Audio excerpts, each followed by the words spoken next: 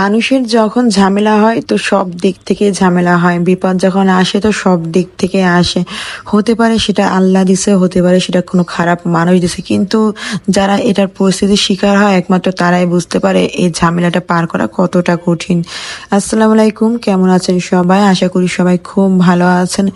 গতকাল গিয়েছিলাম বাবুকে নিয়ে বাইরে, একটু কেনাকাটার জন্যই বের হয়েছিলাম, কিন্তু আসার পথে আমি একটা অ্যাক্সিডেন্ট করি, যেটাতে আমি অনেক বেশি আহত হই। তার উপর আমার বাচ্চা, আল্লাহর রহমত যে ওর কিছুই হয় নাই, কিন্তু আমার সাথে আমার বোন আর আমি দুজনাই অনেক বেশি আহত হই।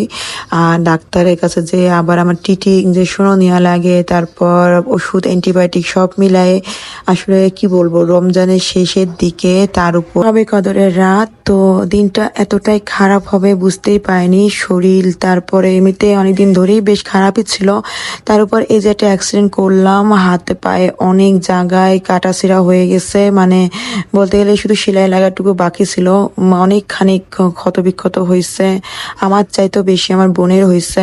আসলে বিপদ যে কার কখন কিভাবে আসে আমরা কেউই বলতে পারি না, কিন্তু সব বিপদ হয়ে যাওয়ার পর আমাদের মনে হয় যে এই জিনিসটা করলে হয়তো আমাদের জন্য ঠিক ছিল না, বা এটা না করা উচিত ছিল। তো এই সব মিলিয়ে কালকের দিনটা আমার জন্য ভয়ঙ্কর একটা দিন ছিল। আল্লাহ জানি না কেন এই রমজান মাসে এমন শাস্তি দিল। চারিদিক থেকে শ্বশুরবাড়ি মানুষ থেকে শুরু করে অনেক মানুষ অনেক অত্যাচার করতেছে, তার ভিতরে আবার এরকম একটা অ্যাক্সিডেন্ট। মনে হইতেছে পুরো বদ নজর আক্রমণ করছে আমার ঘর সংসারে। অল্পতে আল্লাহ রহমত করছে, যদি আমরা খুব বেশি কিছু আল্লাহ মাফ করুক হয়নি, কিন্তু হতে পারতো।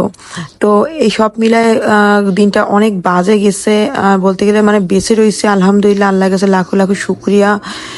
তো বলতে গিয়ে বুকটা ভারী হয়ে আসতেছে, যে যেহেতু নিজের জন্য কখনোই চিন্তা করি না, কিন্তু এখন চিন্তা করি, কারণ সন্তান হয়ে যাওয়ার পর মারা সন্তানের কথার জন্য নিজেকে নিয়ে অনেক চিন্তা করে, যে নিজেকে বাঁচতে হবে সন্তানের জন্য, সন্তানকে দেখে রাখতে হবে। একটা মা ছাড়া একটা সন্তানের কিন্তু বড় কিছুই নাই এই দুনিয়াতে। বাবা যতই শক্তিশালী হোক, বাবা যতই কর্মজীবী হোক, বা বাবা যতই আদর্শ পিতা হোক না কেন, মায়ের মতন আসলে কেউই হয় না। মায়ের যেটা খেয়াল, মায়ের যে একটা যত্ন, সেটা একমাত্র একটা মাই পারে তার সন্তানের জন্য।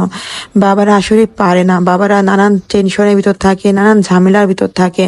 যেটা মা করতে পারে সেটা বাবারা দ্বারা কোনো দিনই সম্ভব না দুনিয়াতে। এই জন্যই তো বাবা মা আল্লাহ পাঠাইছে, ঠিক না?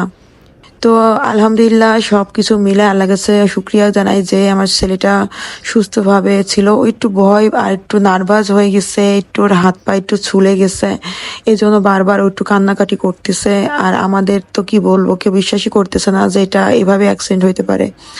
এত বড় একটা মনে হচ্ছিল যেন কেউ উল্টাই ফেলাই দিচ্ছে, এরকম একটা বিষয়। জানি না আল্লাহ কি করছে। এই রমজান মাসে আমি পুরো রোজা ছিলাম, আমার অনেক রক্তক্ষরণ হয়েছে, কিন্তু আমি রোজা ভাঙি নাই। তো সবাই দোয়া করবেন, ভালো থাকবে সবাই। আল্লাহ হাফেজ।